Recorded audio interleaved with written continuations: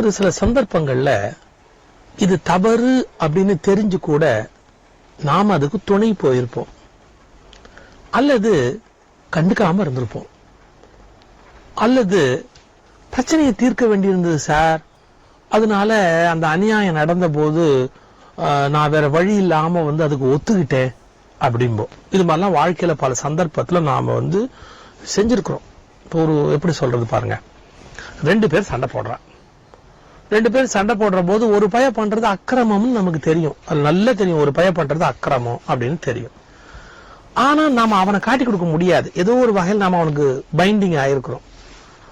அப்போ என்ன பண்ணுவோம், நாம அதுக்காக அவன் அக்கிரமம் பண்றான், இவனை அடிச்சிருவானோ அப்படிங்கிறதுக்காக சரி விடுங்கப்பா, பிரச்சனையை விடுங்கப்பா, என்ன நீங்க பிரச்சனையை பேசி இப்ப உண்மையில என்ன சொல்லணும், டே நீ தாண்டா தப்பு பண்றேன்னு நேரா நெஞ்சுக்கு நேரம் சொல்லணும்.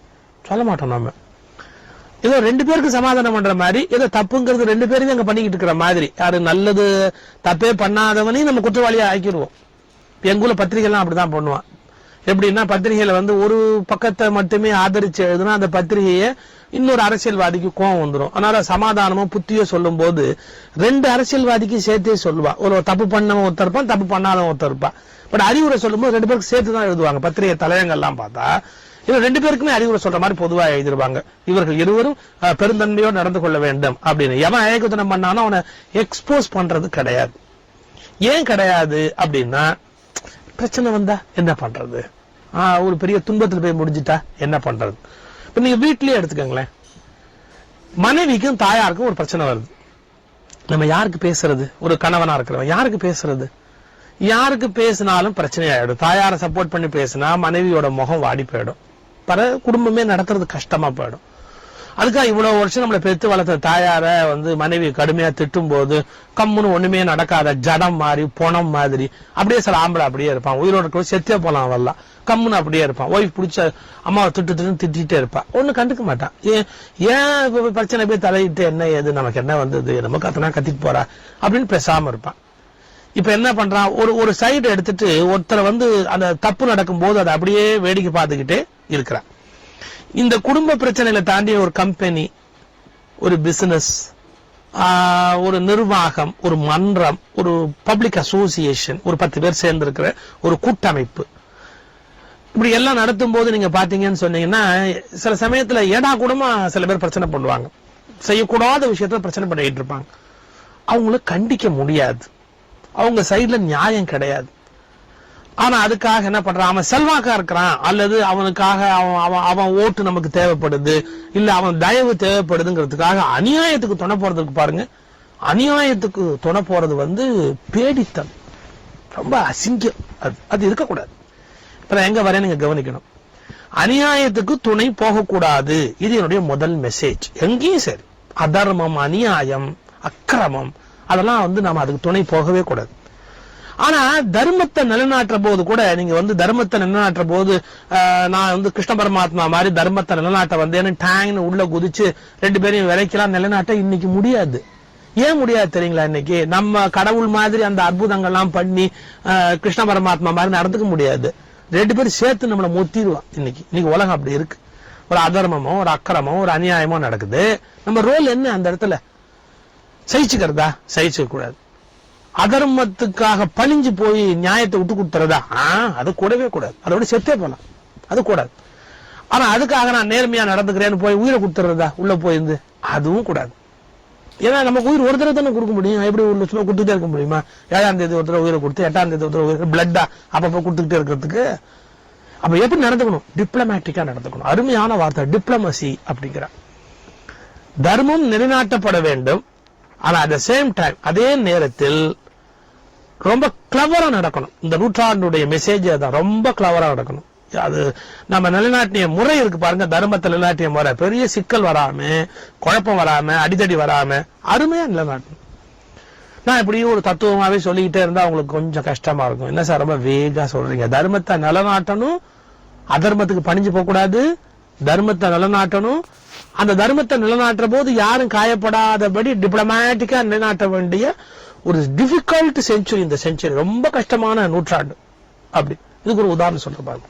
ஒரு சம்பவம் போன நூற்றாண்டுல நடந்தது. பிரிட்டிஷ் ஏர்வேஸ் விமானம் ஜான்ஸ்பர்க்ல இருந்து லண்டனுக்கு பறக்குது பிரிட்டிஷ் ஏர்வேஸ் விமானம். உங்களுக்கு தெரியும் நிறவெறி இருந்த காலம் அந்த காலம். எங்கேருந்து போகுது? ஜான்ஸ்பர்க்ல இருந்து போகுது. அங்க கருப்பர்கள் ஏறாம இருப்பாங்களா? கருப்பர்களுடைய பூமி. லண்டனுக்கு விமானம் போகுது. பிரிட்டிஷ் ஏர்வேஸ் விமானம் போயிட்டு இருக்கு. ஒரு வசதியான ஒரு ஐரோப்பிய திமிர் பிடிச்ச வெள்ளக்கார பொம்பளை, ஒரு பெண்மணி, ஒயிட் நிறவெறியுடைய, அவ பிளைட்ல உட்கார்ற. இக்கானமி கிளாஸ் அதுதான் டிக்கெட் வாங்கியிருக்கா அவ. அந்த அம்மா கொஞ்சம் குண்டு பொம்பளை, வேற சோப்பா குண்டா இருக்கிற அவ. உட்காந்தா அந்த சேர் ரொம்ப வழியுது அந்த பொம்பளைக்கு. அவ இப்படி உட்காந்தா அந்த சேர்ல. இது விமானத்துல எக்கானமி கிளாஸ்ல உட்கார்ற. உட்காந்து பேக் அப்படி இதெல்லாம் இது பண்ணி இப்படி திரும்பி பார்த்தா அவளுக்கு பயங்கர கடுப்பு. ஒரு பிளாக் கருப்பு பக்கத்துல. கடுப்பாயிட்டா. என்ன இது? நாம யாரு? வெள்ளக்கார பொம்பளை. நாம பிளைட்ல ஜான்ஸ்பர்க்ல இருந்து லண்டன் போறதுக்கு எத்தனை மணி நேரம் ஆகும்? அவ்வளவு நேரம் இந்த கருப்பு பக்கத்துல உட்காந்துருக்கிறதா? இந்த கருவல் பக்கத்துல நம்ம எப்படி உட்காந்துக்கிட்டு இருக்கிறதுன்னு ஒரு எரிச்சல் அவளுக்கு, ஒரு கோபம், அகங்காரம், நிறவெறி கொதிக்குது ரத்தத்துல. இப்படி பார்த்தா முகத்தை சுழிச்சா அருவருப்பான உடனே அந்த ஏர் ஹோஸ்டஸ் இப்படி கூப்பிட்டா. திமிர் பிடிச்ச பொம்பளை இப்படி கூப்பிட்டா.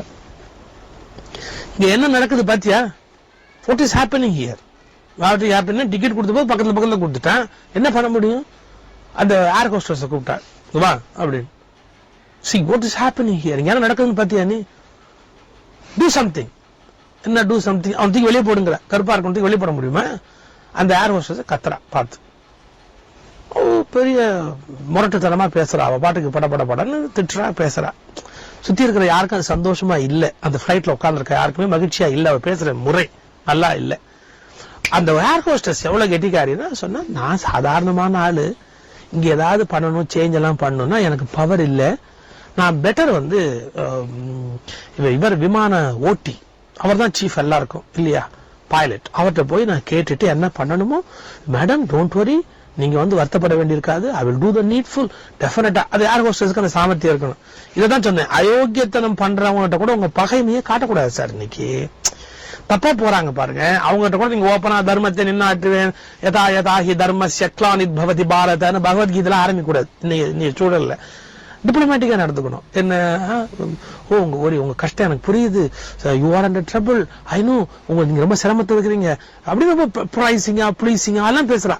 அந்த ஏர் ஹோஸ்டஸ் எவ்வளவு கெட்டிக்காரி பாருங்க. எல்லாம் பேசிட்டு நேரம் உள்ள போட்டேன். போயிட்டு திரும்பி அங்க ஒரு 10 நிமிஷம், I very sorry madam, very sorry, இங்க எக்கானமி கிளாஸ் ஃபுல்லா டைட்டா இருக்கு, எங்கேயுமே சேஞ்ச் பண்ணவே முடியாது, சீட் எல்லாம் ரீஅரேஞ்ச் பண்ண முடியாதபடி, ஐ எம் வெரி சாரி. அப்படியே பணிவா சிரிப்பா புன் சிரிப்பா அந்த பொம்பளைகிட்ட கேட்கறா. ரொம்ப பணிவா போயிட்டு கேட்டுக்கிட்டு இருக்கிறேன். அவன் ஒத்துக்க மாட்டேங்கிறா. ராட்சசி, வெள்ள ராட்சசி. கத்துறா, கோவத்துல பயங்கரமா கத்துறா. இங்கேருந்து நான் லண்டன் போற வரைக்கும் how it is possible? அந்த அருவருப்பான நரகத்துல இருக்கிறாளாம். I am in hell. How can I sit with hell? நான் எப்படி இவனோட உட்கார முடியும்? கத்துறா. அந்த ஏர் ஹோஸ்டஸ் சிரிச்சுக்கிட்டே சொன்னா, I am able to understand your position, உங்களுடைய நிலைமை என்னன்னு எனக்கு புரியுது அப்படின்ட்டு டக்குன்னு சொன்னா, உங்களால இந்த நரகத்துல ரொம்ப நேரம் இருக்க முடியாது. எஸ் ஐ அக்ரி, இந்த நரகத்துல ரொம்ப நேரம் இருக்க முடியாது அப்படின்ட்டு பக்கத்துல இருந்த கருப்பனை ஒரு பார்வை பார்த்தா, ரொம்ப நேரம் இந்த அம்மா இங்க உட்கார முடியாதுன்னு சொல்றாங்க, கரெக்ட், அதனால நாங்க ஒரு ஏற்பாடு பண்ணிருக்கோம், நீங்க வாங்க, ஃபர்ஸ்ட் கிளாஸ்ல உங்களுக்கு சீட் ரெடியா இருக்கு, ஃபர்ஸ்ட் கிளாஸ்ல உங்களுக்கு சீட் ரெடியா இருக்கு, நீங்க வாங்க, நீங்க கம்ஃபர்டபுளா உட்காருங்க அப்படின்னு அந்த கருப்பனை கூட்டிட்டு போயிட்டேன். எவ்வளவு டிப்ளமசி பாத்தீங்களா? இப்ப யாருக்கு நியாயம் வழங்கியிருக்காவ? இவ பக்கத்துல உட்கார முடியாதுன்னு இவளை கொண்டு போய் ஃபர்ஸ்ட் கிளாஸ்ல உட்காத்தி வச்சா அது அநீதிக்கு துணை போனதா இருக்கும். இங்கே உட்காரு அப்படின்னு உட்காத்தி வச்சுட்டு அந்த கருப்பனை கூட்டிட்டு போய் ஃபர்ஸ்ட் கிளாஸ்ல உட்காத்தி வச்சு அவனை கம்ஃபர்டபுளா உட்காத்தி வச்சு இந்த நரகத்துல இருந்து அவனை காப்பாத்தினான். ஆனா அதை சண்டை போடல, இவளை கூட்டிட்டு போல. அந்த அந்த சூழலை எப்படி சமாளிக்கிறா பாருங்க, சிரிச்சு அழகா இவனை கொண்டு போய். அந்த பொண்ணு சொல்றா, ஆமா இங்க ரொம்ப நேரம் இருக்க முடியாது அப்படின்ட்டு அவனை பார்த்து, சார் வாங்க, ஃபர்ஸ்ட் கிளாஸ்ல உங்க சீட் இருக்கு, நீங்க கம்ஃபர்டபுளா அங்க உட்காரலான்னு அவனை கூப்பிட்ட உடனே அந்த என்டையர் விமானம், முழு விமானம் அந்த பணிப்பெண்ணின் திறமையை பாராட்டி கைதட்டியது அப்படின்னு ஒரு சின்ன நியூஸ். நான் எப்போ படிச்ச ஒரு நியூஸ். இது எதுக்கு சொல்றேன்? பிரச்சனை வரும்போது நீங்க நாசுக்கா நடந்துக்கணும், யாரும் காயப்படாம நடந்துக்கணும். ஆனா அநீதிக்கு மட்டும் துணையே போக கூடாது. நான் போராடுறேன்னு சொல்லி நாமளும் பெரிய சிக்கல்ல மாட்டிக்கூடாது. பிரச்சனைகளை ரொம்ப ரொம்ப லாவகமாக தீர்க்க வேண்டிய நூற்றாண்டு இந்த